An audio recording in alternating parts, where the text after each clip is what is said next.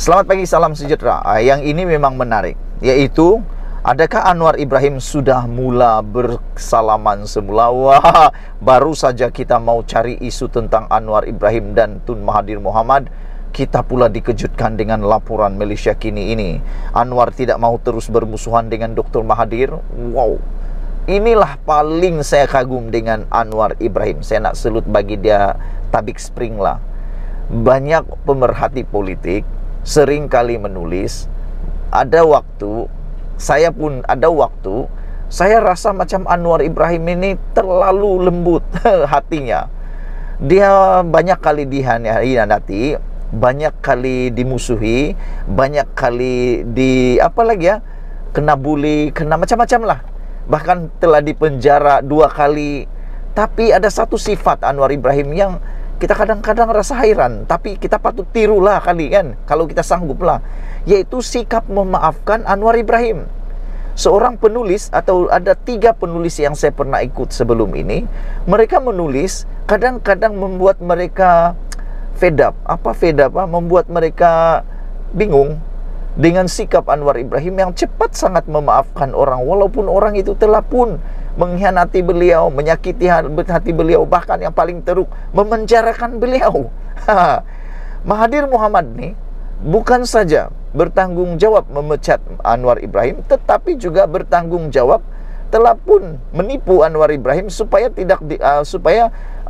sehingga dia tidak dapat dilantik menjadi Perdana Menteri dalam langkah Sheraton. Dan juga kalau kamu ingat lagi, Mahathir pernah berjanji akan memberikan kuasa kepada Anwar Ibrahim dalam PRU 14 yang lepas. Tetapi Anwar Ibrahim tak dapat pun jadi Perdana Menteri. Tapi hari ini tulisan ini mengejutkan kita.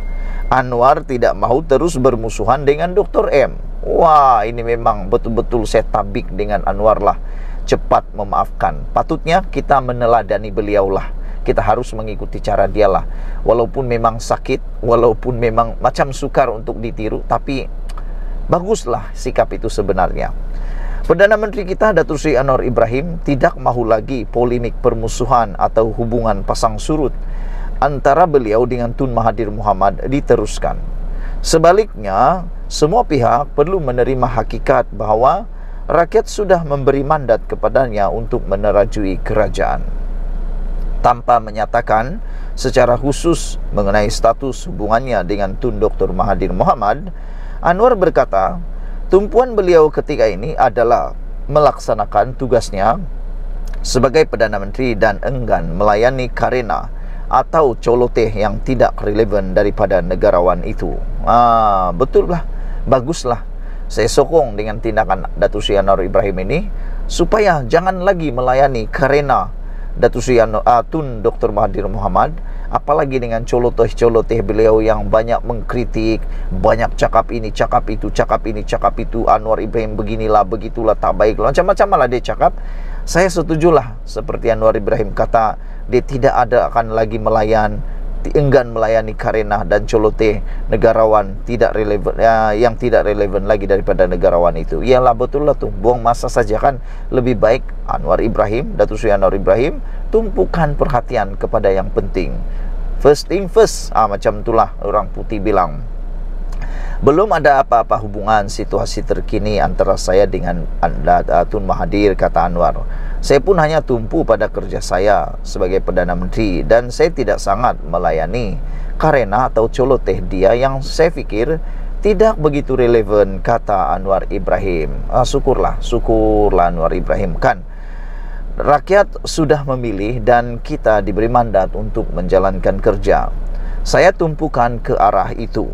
Tapi saya juga tidak mahu ini dianggap permusuhan dengan Tun Mahathir berterusan. Tidak perlulah, kata beliau ketika menjadi tetamu rancangan temu bual bicara Television Indonesia Nation Hub. Special interview bersama Datuk Seri Anwar Ibrahim yang disiarkan di saluran CNBC Indonesia TV semalam. Wow, ini bukan alang-alang, ini dalam satu saluran antara bangsa nih, CNBC Indonesia. Maknanya Anwar Ibrahim telah menyebarkan satu teladan yang luar biasa kepada seluruh dunia, yaitu lebih baik memaafkan daripada terus bermusuhan, kerana ianya akan membuang tenaga yang sepatutnya digunakan untuk perkara yang baik, terbuang pula pada perkara yang jahat. Jadi lebih baik lupakan dululah karina-karina itu, kata Anwar. Lebih baik dia tumpukan pada perhatian pada kerja membangun Malaysia. Anwar Ibrahim berkata demikian sebagai menjawab persoalan mengenai hubungannya dengan Perdana Menteri keempat dan ketujuh itu yang sering menjadi tumpuan dan polemik pelbagai pihak. Khususnya, perbahas ahli Parlimen Tambun itu mengangkat sumpah sebagai Perdana Menteri yang ke-10 pada 24 November lepas. Temu bual khas itu dirakam ketika lawatan rasmi Anwar ke Indonesia selama 2 hari pada 8 dan 9 Januari lepas.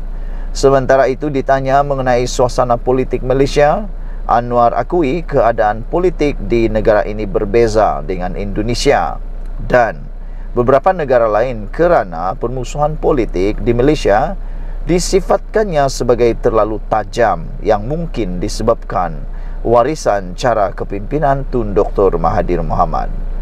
Anwar berkata, siapa yang tidak mendukung Tun Mahathir Mohamad dianggap musuh, dan situasi ini, permusuhan politik yang tajam, berkembang sehingga kini, kata Anwar Ibrahim.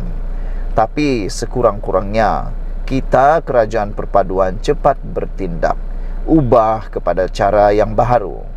Dengan memikirkan soal negara, masa depan dan kestabilan politik, hingga berjaya membentuk penggabungan dengan pendirian tata kelola baik dan menolak korupsi, dan prinsip ini telah disepakati, kata beliau. Mungkin antara warisan Tun Mahathir Mohamad dalam politik Malaysia termasuk dalam UMNO dan Barisan Nasional ialah begitu tajamnya perkataan no Anwar, no DAP.